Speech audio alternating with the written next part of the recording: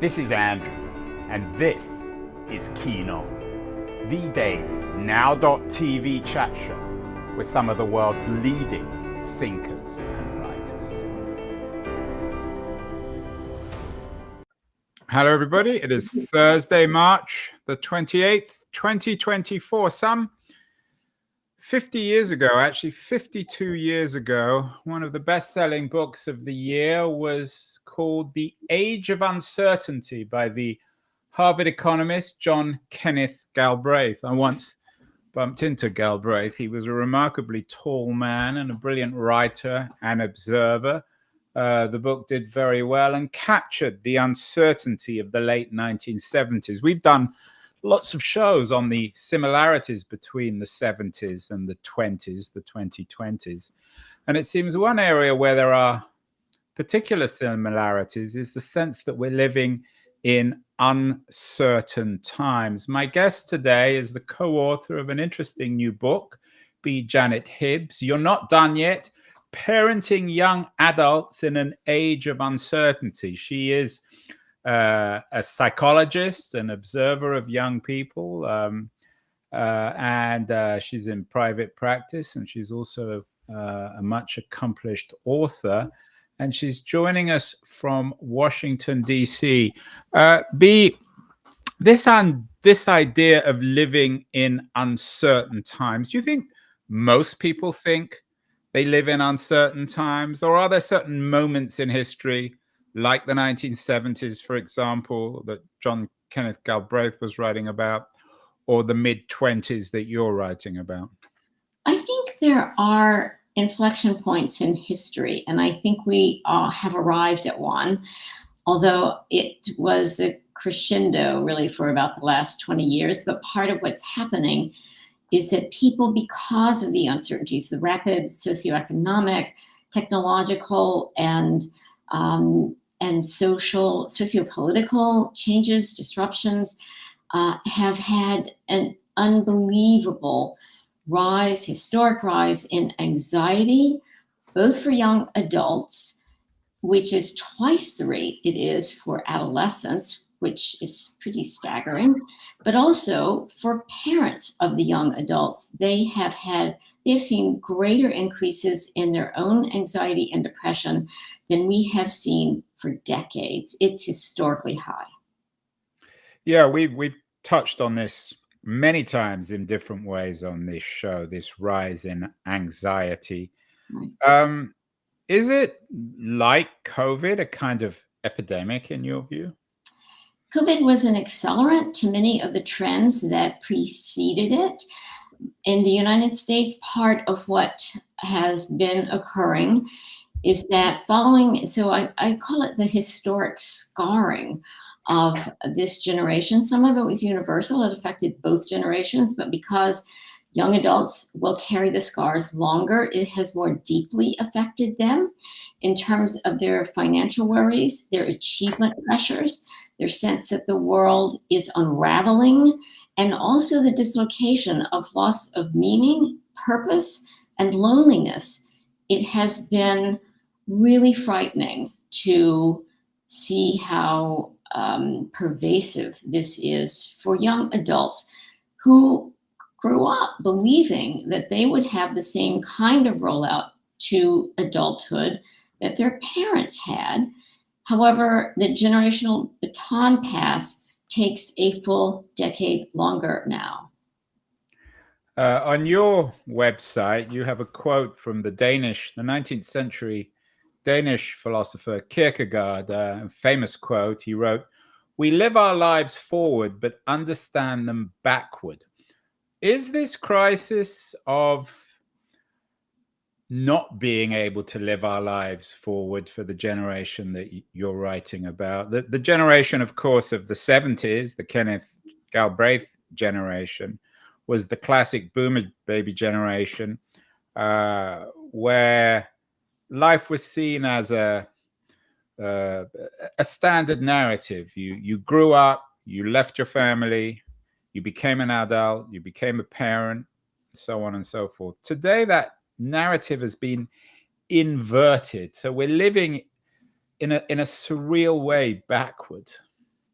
we are, I think, have been, both parents and young adults, blindsided by the changes. And I think part of why I wanted to explain what's changed and why in the book. So there are different parts to the book. Part one really talks about what has changed, why has it changed, and the recognition that parents are now in the longest stage of parenting that they will ever be in, which is adult to adult. However, they did not expect to be supporting financially and emotionally their young adults into through their 20s and into their early 30s. Young adults also have, there's been a new developmental stage among developmentalists, developmental psychologists for the last 25 years called emerging adulthood. So in the professional world, people were aware that this was happening, but there was very little advice for parents. There was very little rollout for what could expect. And so often they blamed themselves, they blamed each other in that kind of generational cross-blaming way, and you don't understand, and calling each other kind of by stereotypes. And so I thought, oh, that we are really off track here, because both generations really need each other in order to accomplish the mission of launching the next generation. B, there's a huge literature on this, both scientific, medical, cultural, sociological. There are some people, and I'm sure you've come across this argument all the time, who argue that this generation is the snowflake generation. They've been spoilt by their parents, and that these kids should just be pushed out the door and essentially forced to do what their parents did, go out and get a job. The job still exists. They can find a place to live.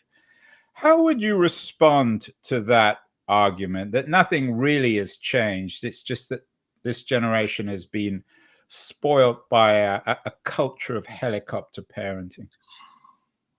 First, I think it is a stereotype that deserves to be challenged, because the parents, in my view, were acting normally to an anxiety-driven time historically, where they recognized that the stability that they had had in their own young adulthood was gone. It was gone for their children, where getting into the right kindergarten or the right grade school became like a gladiator contest. It was a harsher, more competitive world. We had not only the 9/11 attacks, which some of the younger generation actually were impacted by, but their parents were, and that does impact children growing up. There was a 2008 Great Recession, which went on to 2011 with a flatline economic recovery, an hourglass economy, where the college degree deflation really was, you had to have a degree to get a job that you could have gotten with a high school education in the prior 20 years. And it would have been a living wage job, and it no longer was, even with a college degree. Multi-generational living became the norm even before COVID-19 pandemic hit. It is still the norm in the United States. So it is, parents they were not neurotic. They were appropriately anxious for their children. They were blamed for it. So the court of public opinion always has an opinion on, like, what's wrong with the kids, what's wrong with the adults, what's wrong with the parents, what they get wrong. And part of what I would say is that they were responding to a rapidly changing and mostly out of their control macro societal, economic, technological changes. It was a period of very rapid change. It still is. But that isn't that always the case with history? You often hear kids say, I lived through 9/11. Obviously, if you're parents or you happen to be right in the Twin Towers on that day, it's a catastrophe, a massive tragedy. But for most of us, we just watched it on television. The same is true in some ways of the 2008 Great Recession, even of COVID. The nature of history is one of great change. In the 70s, there were Middle Eastern wars, huge strikes, massive spikes in oil, inflation, unemployment. Aren't we back to normal now? Aren't we back in, of course, some people talked about the end of history. We're back in history, and the period we're living through now, with all its manifold economic, cultural, political uncertainties, is really just business as usual. Well, that's one position. Part of what I would say is that if you think about the 70s, and I agree with you that history is always throwing, and life is bumpy, it's not linear. There were changes in every generation. Every generation had to encounter and live in a new world than the ones their parents had lived in that coming of age period. However, part of what's changed, obviously, is that we didn't have 24/7 access in the palm of our hand to like the new, latest, greatest horror that we could like pull up anytime, day or night. And we weren't engaging in social media where we were disagreeing with people, where the degree of polarization was as high as it is today, and where there was as much fear about what would happen in a worldwide way. Certainly, we could look at World War II and we could look at World War I, but when you think about what followed World War II, while there were outlying events, in the first world countries, there was a period of great recovery, great stability. And for the United States, there was 40 to 50 years of like incredibly secure economic times, which it made college more affordable. College is now 180% higher tuition than it was 40 years ago when there was a big push, College for All, by the Reagan presidency, which has resulted in a fourfold increase in college enrollment, which is now totally stalled, but also with people being very encumbered by student debt. By the 1990s, the family and the student became primarily responsible for affording college, even while being told that it was absolutely necessary for job success. Of course, it wasn't entirely true, certainly for African Americans, but no, that's another story. And I don't want to call you on that one because... No, but you're right. You're right. The minorities. I mean, that's not your area. I wonder, one other change, B, is back in the 70s, there wasn't the prevalence of professionals like yourself. Right. For people watching, B. Janet Hibbs, MFT, PhD. We don't know what a PhD stands for. The reason I put these terms up is because it's on the cover of the book. What is an MFT, B? MFT is Master of Family Therapy, and it is a part of psychology, but there are many niches in psychology, and a PhD is a doctorate of philosophy, and you major in the area that you want to specialize in, and for me, it was psychology. Some people, and I'm sure you've heard this argument many times by patients, clients, critics, colleagues, that we live in the age of therapy, that everything has been made into therapy. Obviously, this is a chicken and egg. I'm guessing professionals like you would say, well, that's because of our age of uncertainty and anxiety. What comes first, though? Your class of professionals and your language and your manuals for dealing with this crisis, or the situation itself? Are they so bound up with one another that they're hard to separate? They can be. And one of the reasons that my co-author and I, Dr. Ostain, wrote this was to depathologize what's going on. So many professionals in my field are associated with like self-help, or more than self-help, professional help, because, people are experiencing record numbers of mood disorders, anxiety, depression, that sort of thing. Part of what I would say is that one of the things that's changed is that there are very few institutional supports now to help people manage and cope. Family has actually become much more primary than it had been. This generation reports being much closer to their parents than the prior generation was. And parents and young adults really feel very good about how close they've become. And yet parents who have followed kind of a breadcrumb trail, we used to get advice from our own families and nearby neighborhoods and communities. But once someone leaves the educational system, whether that's high school or community college or college, that that network goes away. And parents are more and more on their own. And part of what's happened today is that an overwhelming number of parents of young adults, 75% feel extremely responsible, 20% feel very responsible, 5% say had nothing to do with me. So parents are very, very, they feel like it's an enormous self-reflection on whether their children are kind of hitting all the markers of adulthood. It's reflection on them, their parenting, what did they do right or not. Dr. Rustain and I are trying to help them know it's actually intensive parenting has really been quite helpful to this generation, as much as it can be derided for intensive parenting. The relationships are much closer. I think this will be the first generation in young adulthood that breaks the stigma of mental illness. There's so many paradoxes here, B. You talk about intensive parenting of this generation. And they brought up kids, the kids you know certainly better than most, who are struggling, but they're not rebellious. We don't have punk rock. We barely even have rock and roll. They dress like us. They have the same interests. They go to the same movies. They use the same devices. The baby boomer generation, in which I'm part of, and probably share most of the cultural assumptions, always assume that their kids would rebel against them. We rebelled against our parents. We defined ourselves again, and again, this is obviously a massive generalization, but many certainly of my generation defined ourselves against our parents, and we shaped our lives accordingly. Right. It's enormously paradoxical, isn't it, that my generation has had kids which are so desperate for certainty and conformity? I think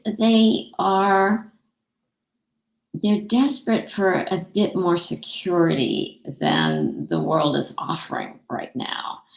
And I think that one of the differences, to your point about are we more similar generationally? I think parents in this generation, boomers, really did parent differently. I think that even though it's become, now observed as helicopter, that sort of thing, they were much more aware of what they didn't like about their parents, not understanding them, which kind of led to the rebellion, as you're pointing to. And they made extra efforts to be more understanding or more psychologically aware than they'd experienced. They wanted to have a closer emotional relationship with their children than they'd had with their own parents, where they functioned mostly as adults out of obligation, not because they felt close. Do you think that the crisis that you deal with professionally and you're writing about, does it reflect the failure of much of the cultural, the political assumptions of the baby boomers, and particularly of the cultural rebellion of the 1960s? I think it reflects the failures of institutions at large, whether they are educational institutions, cultural, college institutions, high school institutions, to adequately prepare both parents and young adults for what they're likely to encounter. Part of that is changing because colleges, for example, have really had a wake-up call since the pandemic. They really had massive disenrollment during the pandemic. Those numbers are not coming back. Students dropped out many times because of finances, as you're saying, because of 25% from four-year colleges, 40% dropped out of community colleges in their first year, largely just financial. The persons of color have it much harder in terms of that, although I would also want to say that the good finding is that it's the emotional support that parents lend that is as important as material support in terms of college or educational completion. But I do think the institutions have largely, it's a shredded safety net, and parents are on the hook in many ways that they were not in the 70s or 80s, where it was like, drop me off at the corner of University in Maine, I'm on my own, I'm fine. And we realized there were bigger families. We had sibling groups that were much larger. We had much larger networks than kids have now, social networks. Well, can I rent you out as a parent, B? Sure. Probably have to pay, though. Maybe you can be my mother. We are speaking with B. Janet Hibbs, MFT, PhD, co-author of You're Not Done Now, Parenting Young Adults in an Age of Uncertainty. It seems as if children will never grow up. We'll talk about what a young adult means after the break. I'm going to take a short break. I want to thank my friends at Liberties, a quarterly journal of culture and politics, for helping bring us such high-quality guests as B. Janet Hibbs. I'm going to run a short feature, and then we'll be back and talk more specifically about the thesis in B. Janet Hibbs's new book. So don't go away, anyone. We're parenting you all. News, the noise, there is nuance, insight. Liberties is not just a journal of ideas. It's a meteor of intelligent substance. It's the place to be for engaged citizens. Politics, opinion, substance. Liberties is a triumph for freedom of thought. A quarterly of urgency, of cultural exploration, of intellectual delight, of immaculate prose. It's invaluable. Subscribe now or find Liberties at your favorite bookseller. And you can subscribe to Liberties at libertiesjournal.com. We are speaking with the estimable B. Janet Hibbs, MFT, PhD, and the co-author of You're Not Done Yet. Fascinating new book about parenting in our age of social media and COVID and all the uncertainties of the economy of the 2020s. Parenting young adults in an age of uncertainty. B, historians always debated the idea of childhood. Some argued that the very idea of childhood was a consequence of modernity. There was no such thing as a child in the Middle Ages. Young people simply went out to work when they were 10, and that was the end of it. For you, what exactly is an adult? And should we be careful using this term? The correct term for people 18 to 34 is emerging adulthood. And what that means is that it is in between. It's not full adulthood. In the 1950s, sociologists defined adulthood as having 5 milestone markers. They were complete your education, which back in the 50s was more high school or tech school. So complete your education, get a job that's stable or a career, find a partner, have a family, become financially independent. So as I stated earlier, those milestones don't happen in any linear order. They usually do not all get hit, in the 20s. Some of them go into the 30s, and more young adults have a question about do I need to be married? Do I want to have children? So there's a lot of questioning. Some of it is driven by finances. What can I afford? Because if you're still living at home with your parents, you're usually not in your own independent life with a relationship.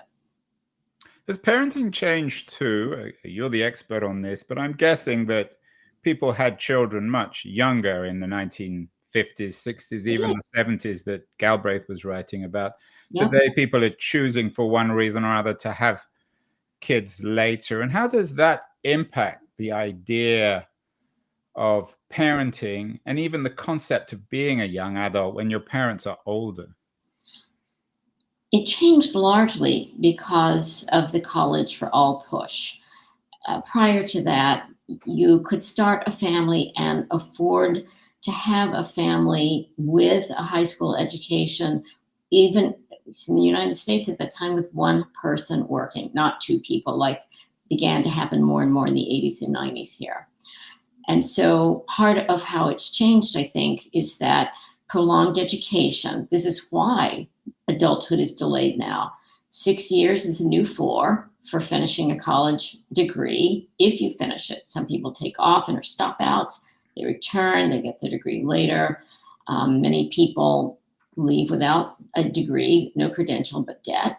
So all of this hinders financial independence. What happens to parents is that they unexpectedly have a new stage of parenting. They weren't expecting to be hosting multi-generational families, households, but they are. And this, was largely more observed in people of color and minority populations, but it's become much more mainstream. And really across the world, there have been in the last 15 years kind of slang for different cultures and languages for what we would regard as like the boomerangers who've like come back to live at home. And so this preceded COVID. It just became much more exaggerated with COVID. It affects parents. They're more anxious. They're more worried. They're often sacrificing their own finances in order to help their young adult. They've postponed what they thought would be their next life stage. How much of this is cultural? Again, my understanding was that multi-generational households were more prevalent in immigrant communities and in poorer communities. Is that still true? Or has this change that you're observing, is it hitting the white upper middle class as much as it's hitting first-generation immigrants? No. First-generation immigrants, people of color, can expect a harder time financing adulthood. And they are much more beset by financial worries. If you have a lower quintile income below $30,000, you're going to have a lot more worry financially. But what's happened paradoxically for the people who are better resourced is that they feel enormous achievement pressure. Like, oh my God, if I miss a rung on the ladder up, I'm doomed. They literally think my life is over. It's very catastrophic thinking. It's a byproduct of anxiety. And part of it is just that we didn't prepare young people. We weren't prepared for like how to expect what has been rolling out really for the past 15 years, but it's now just reached enormous proportions societally. B, what are you trying to tell parents who, and there'll be, I guarantee you, parents in our audience who are all too familiar, uncomfortably familiar with the narrative you're describing. Yes. They sent their kids off to college, often expensive colleges. They put a lot of work into making sure they were prepared for college. They get their degree, and then they have no idea what they want to do with their lives, and they want to come back and live at home. What should parents, how should they respond to that? I don't know that kids want to come back and live at home, but they don't see that they have a lot of options in terms of affording it, especially because of student debt. So what happens can be a good thing because parents and young adults, like close to a majority, agree that they become closer if they come back, emotionally closer, not just, oh, we're sharing space. Because you've entered a new stage of relationship with your child, adult to adult. Like how many of people my age really hashed out their differences with their parents, really sat down and talked about like what, they agreed with, what they didn't agree with. So now we have a chance to have a more collaborative relationship. And young adults, they want advice, but they more want to be understood. They want to be listened to in terms of what's harder for them. And 70% of parents out there who are under the age of 50 believe that young adults will have a much harder time accomplishing like the financial independence, the saving for the future, the getting your own home, or and I think the kind of relationship issues that come with it.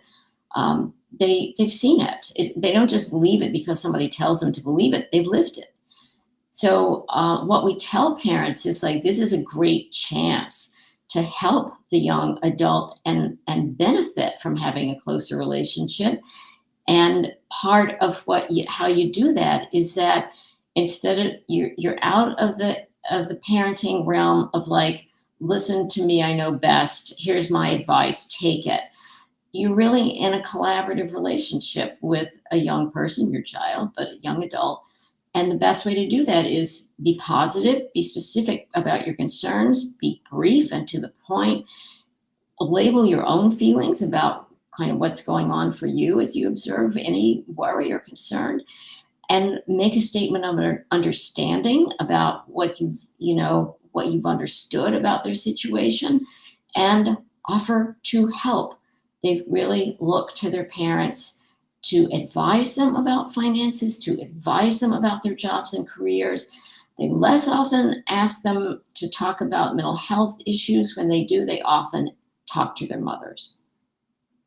Speaking of mental health, there is an assumption, maybe it's wrong, maybe not, that we live in an epidemic of poor mental health, of anxiety, that many of the younger generation, not just in therapy, but are being medicated for their condition.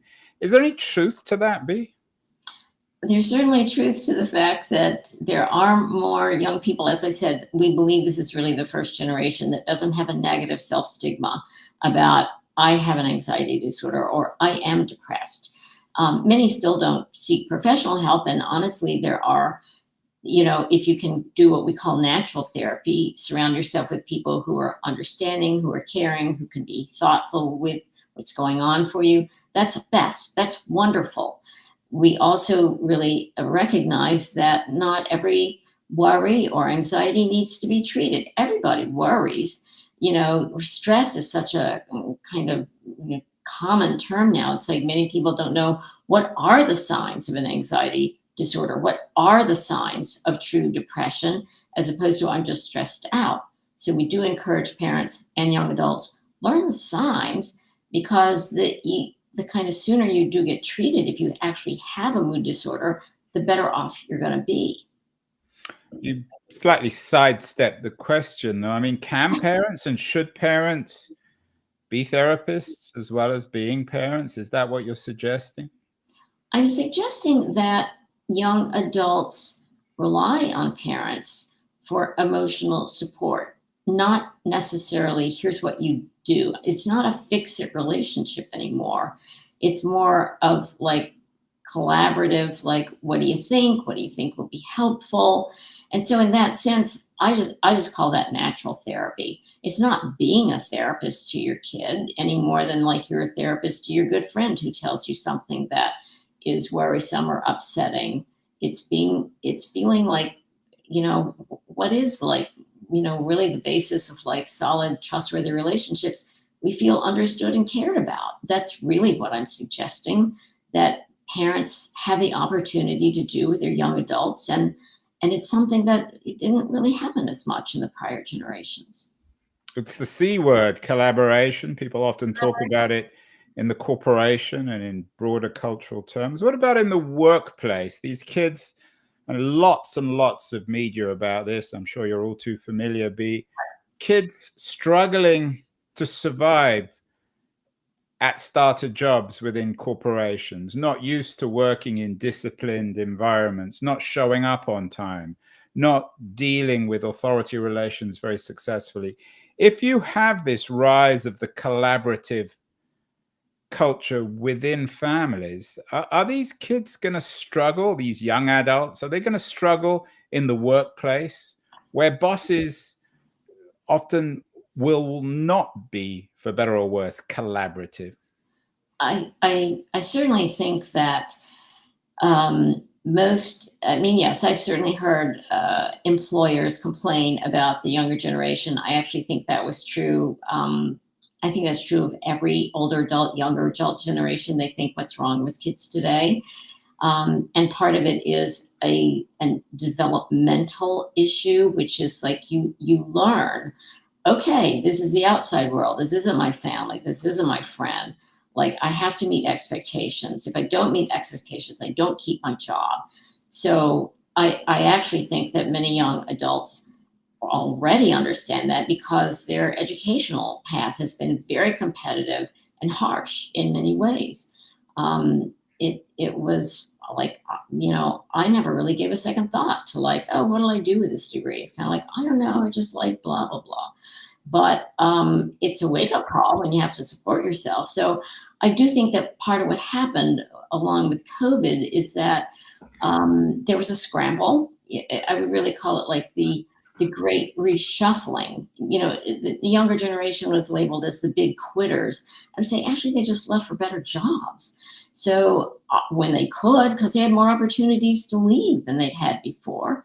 And part of what I think is also true is that there always is intergenerational tension and conflict about, do we have the same mission? Do we share the same values? Do we share the same language? Do we understand each other? And so I do think that that's true for some young adults for sure, and that's what gets written up are kind of the stereotypes. But I think most young adults, they want to succeed just like every generation of young adults wants to succeed and have their own life. Finally, the book is called You're Not Done Yet, Parenting Young Adults in an Age of Uncertainty. But I'm sure a lot of quote unquote young adults will read this. What's your message to young adults? As you suggested, perhaps they need to grow up or be a little bit more realistic in the workplace. Is your message that ultimately they will become adults? In the old days, in the 70s, they became adults, quote unquote, when they were 18 or 20. Now they become adults, when they're 30, 32? What will that feel like? What will it look like? And what are you telling them about adulthood? What we're telling them, my co-author, Dr. Rustain, and I, what we're telling them is that the new normal is delayed adulthood. It's not linear. It's bumpy. It's not their fault. It's not their parents' fault. This is, we're in a historic moment where that has really, in many ways, the result of prolonged education, rapid historic technological, economic change, political disruptions that have made it trickier. And the notion is persist and set your goals, set your, your priorities, and you will achieve the milestones of adulthood. Just don't blame yourself if you haven't done them on the same time schedule that your parents did. And by the middle of the 21st century, what will these kids look like when they're older people, when they're your age or my age? Will they be different from the people of 50 or 60 or 70 today? That's a great question that I have no idea of how will they be different. I think the difference currently that will just continue. They're much more psychologically minded. They're much more self-aware. They've grown up in environments in which they have been directed to figure out what's going on, become self-aware. So I think they'll bring that to all aspects of their life, and I hope that it benefits kind of their future.